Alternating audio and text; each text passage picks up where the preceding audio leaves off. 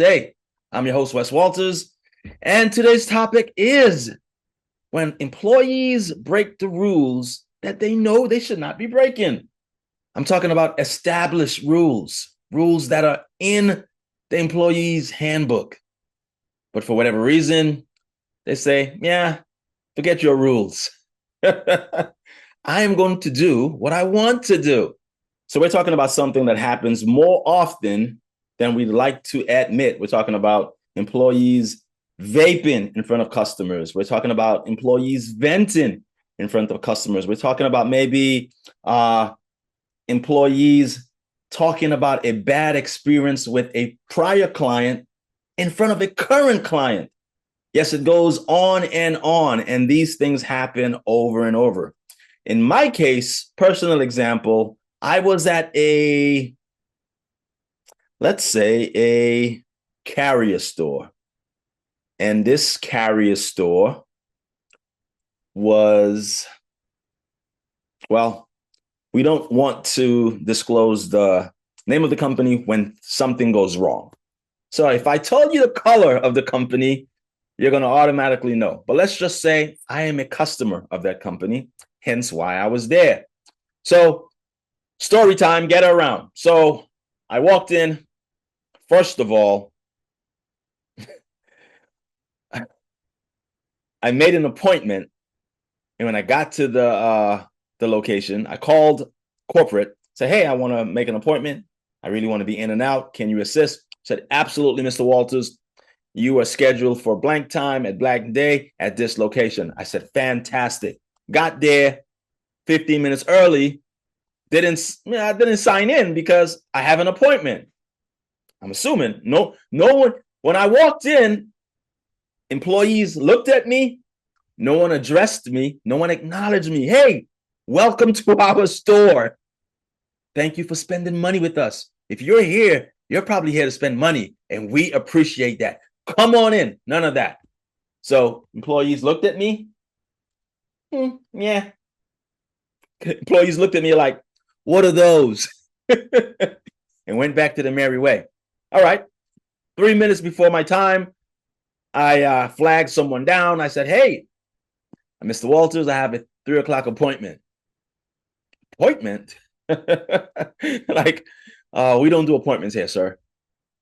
Said, "Yeah, I called corporate and they said, you guys do appointments." "No, we don't do appointments." At that point, the downhill slope began. So I didn't want to go back and forth. I'm like, okay. She's like, "You have to sign in." Signed in, waited an additional 30 minutes. Let's fast forward the story. They finally got to me, right? So I explained what was going on, why I was there.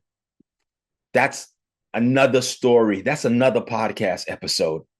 Just everything that could go wrong went wrong. But we're not going to expound on that right now. That's another episode. I'm going to put the link to that somewhere when that's completed. But as John, let's call him John. Nah, Antoine. Yes, and Mr. Antoine. While Antoine was checking me out, uh, the crust of why I was there was handled, which I thought. So I'm sitting back waiting for Mr. Antoine to pretty much check me out. And Mr. Antoine received the phone call. Now, this is obviously a phone company.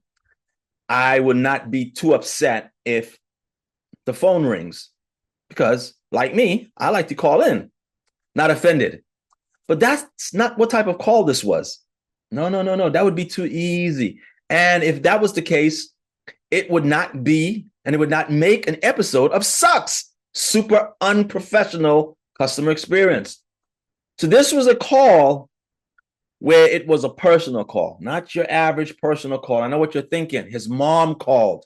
He had to answer. His kids called. I'm a father too. If my kids call, I'm answering. I don't care. I'm stopping what I'm doing. I'm answering. So that's what you're thinking. Hey, he's a father. His kids call, right? Let the man pick up the phone. No, that would be too easy. And that would not justify a episode of Sucks. So let me role play the call so that you can understand. Hello? Nah, man.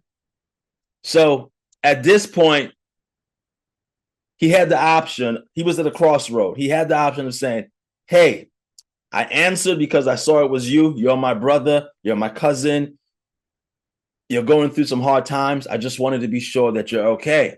But I'm at work. I'll call you later. At that point, there would have been no offense. All things are fair. He's an adult.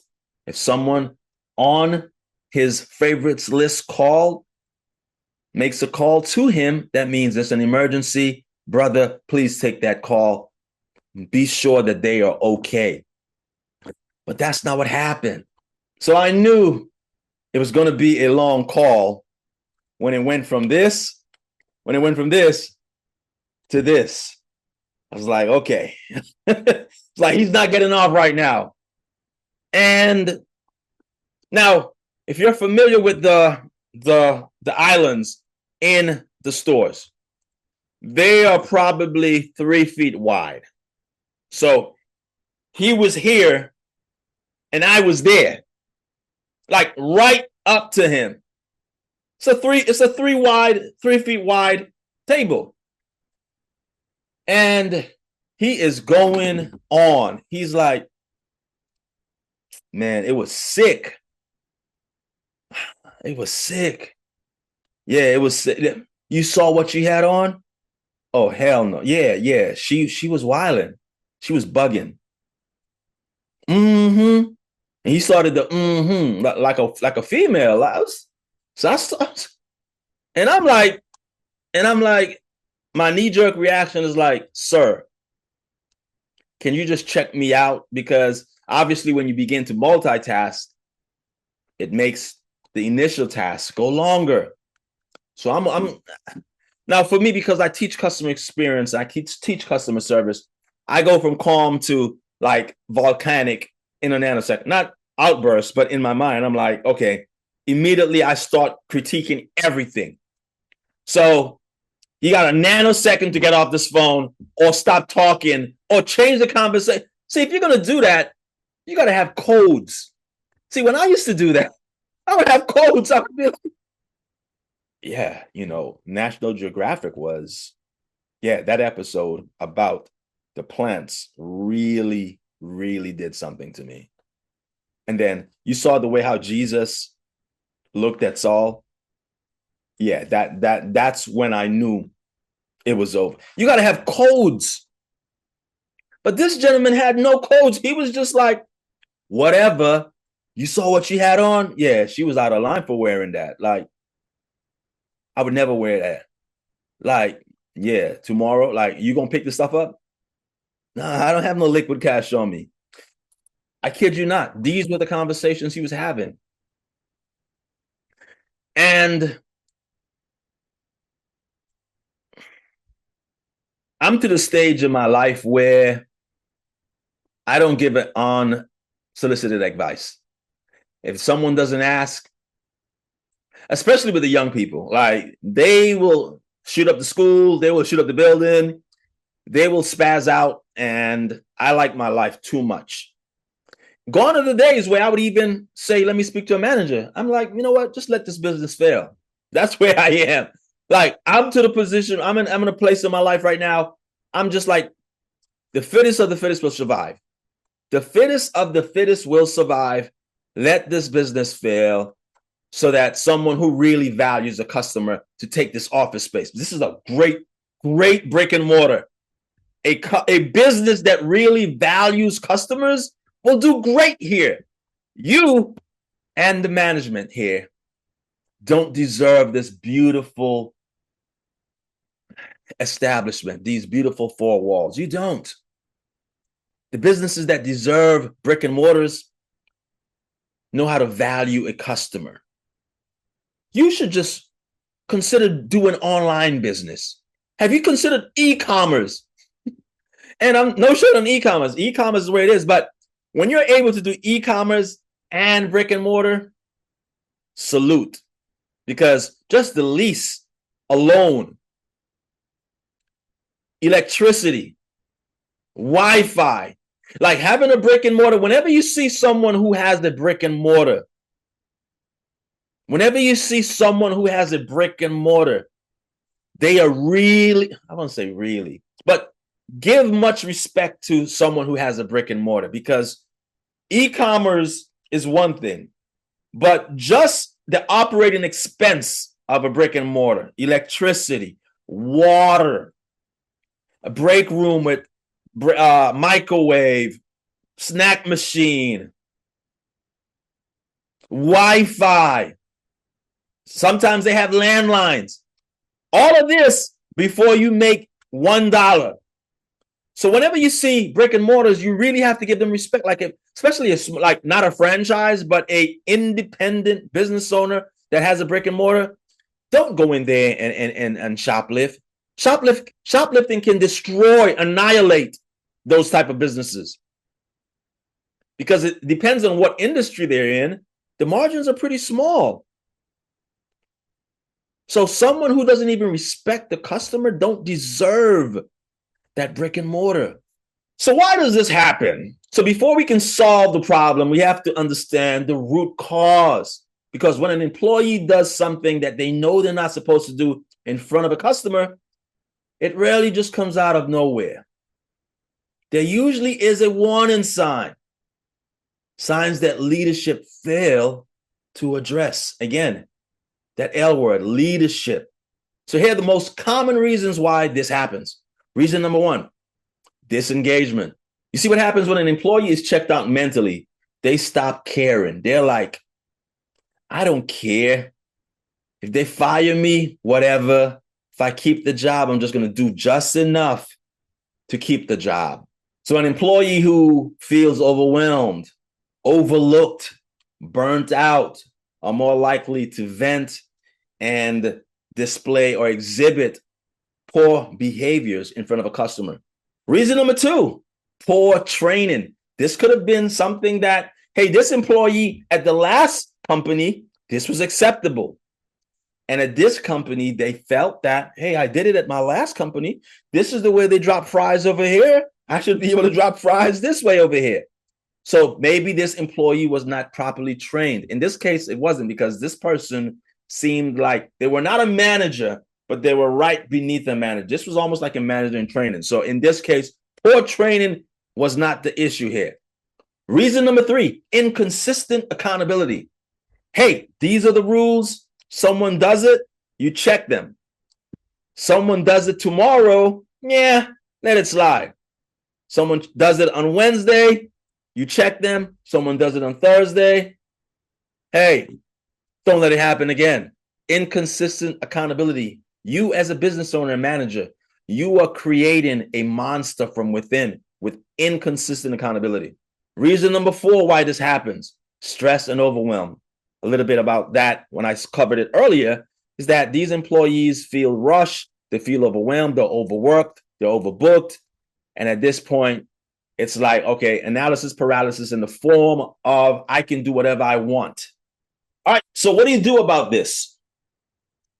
You make the rules the Bible. The rules are the rules. You let your employees know they can get as close to the line as possible. But the minute they cross the line, they're going to be reprimanded. It has to be void of emotions. This is gravity. If you walk off this building, you are going to fall. It doesn't matter how you feel. It doesn't matter if you had a bad day. It doesn't matter if you're mad or you're angry. These are the rules of this universe, of this planet. If you walk off a building, you fall. It doesn't matter your race. It doesn't matter if you have dreadlocks. It doesn't matter if you have bald head. It doesn't matter if you're white, if you're black, if you're green like Shrek, or if you're blue like Smurfette. The rules have to be unapologetic, like gravity. Second strategy, training, and more training. Consistent training. Oftentimes, employees get into the groove and they begin to lax off on professionalism, on tardiness, on tidiness, on appearance. It's important to constantly implement Kaizen principles into training where, hey, we are constantly sharpening the blade. If this employee was constantly being reminded on the things that we do not do in front of customers, under no circumstance, this would have never happened. Third strategy, address it immediately. But again, this is a management issue because management saw him on the phone and nothing happened. So this is not an employee issue. This is a management issue. So management should address this immediately, pull him to the back, privately scold him, write him up, and let him know that it is not acceptable. Fourth strategy, fix the root cause and not just the symptom. What you saw, what he demonstrated was just the symptom. If you're seeing this happen with just him, then problem is him. But if multiple employees are doing this, then this is a culture issue. The culture says manager or supervisor is not going to do anything. So I can go on my phone. All they're going to do is talk. All, isolating position. Yeah, and Gemini is talking. All they're going to do is talk. So this is a management issue. The culture needs to be rebooted. And piggybacking on that, number 5, build a culture that doesn't need rules, where employees know what is expected of them. You, first of all, how do you do that? You hire employees with batteries included. You have employees that have and match the company culture and the belief system that is the default setting at this business. So when they come in, it's almost like plug and play. Hey, I'm going to hold you accountable. I'm going to hold you accountable. And if you do something as crazy and as ridiculous as have a personal call about the party last night in front of a customer, then you'll be ostracized so much that you wouldn't want to come back to face your peers, because your peers are going to literally be say, hey, I don't want to be around you. You disgust me. That is so beneath what we represent. I'm appalled. If I were you, you should quit. That's the type of culture that doesn't need rules. All right, so let's wrap this up. One final thought before we close. Every interaction with a customer at your business either raises your score or lowers your score. Every single interaction. It's never sideways. It's either you're growing or you're shrinking. Every interaction. So that interaction was a negative experience for me. It was very negative. Not just because I'm a customer experience professional, but because it was just poor customer service. Gone are the days where customers are upset and, like me, the old me, say, well, I want to speak to a manager. No. Those days are gone. Customers just take their business somewhere else. Customers simply say, hey, I'm not valued here. I'm going to take my money where I'm valued. Now, why did this customer do this? Now, if you read my book, you know I talked about the dumbing down effect. The dumbing down effect happens with normally it happens with when an associate and the customer are the same race, whether it's Caucasian and Caucasian, Black and Black, Indian and Indian. And I really cannot speak much about other cultures except Black and Black and White and White. I want to be very clear. I don't have that much experience with other cultures. And Hispanic, Black, and White. But Indians, Asians, that's not my zone of genius. And I have to say, I have to be very transparent. But I do have extensive research on Caucasian and Caucasian, Hispanic and Hispanic, and of course, Black on Black, because I'm Black. Now, in this case, Antoine was not Caucasian, and he was not Hispanic. In this case, I think the dumbing down effect had a little to do with it. More, the main factor was culture. Culture at the establishment, the business culture. But the fact that I was Black and he was Black, it was more incentivized to, yeah, you can do this. He looks like your age. He's not going to do anything. So the dumbing down effect definitely contributed to this. It wasn't the main culprit, but it definitely added to it. Mr. Antoine, if you were looking at this, matter of fact, I'm going to at your company. I'm not going to say the store because I don't want to get you in trouble. But whenever there's a negative experience, if you've been watching these long enough, I never list the name of the company. Well, I don't even list the corporate because corporate lets them know that they did something wrong. But this is a phone company, a carrier, and if there's a good experience, I list the company. If it's a bad experience, I don't, because I don't want people losing their jobs. I don't want to put the company in the bad light, and it's a learning experience for everyone else. It's a learning opportunity for everyone else. So, Mr. Antoine, please, if you're serving a customer, unless it's an emergency, don't take the call.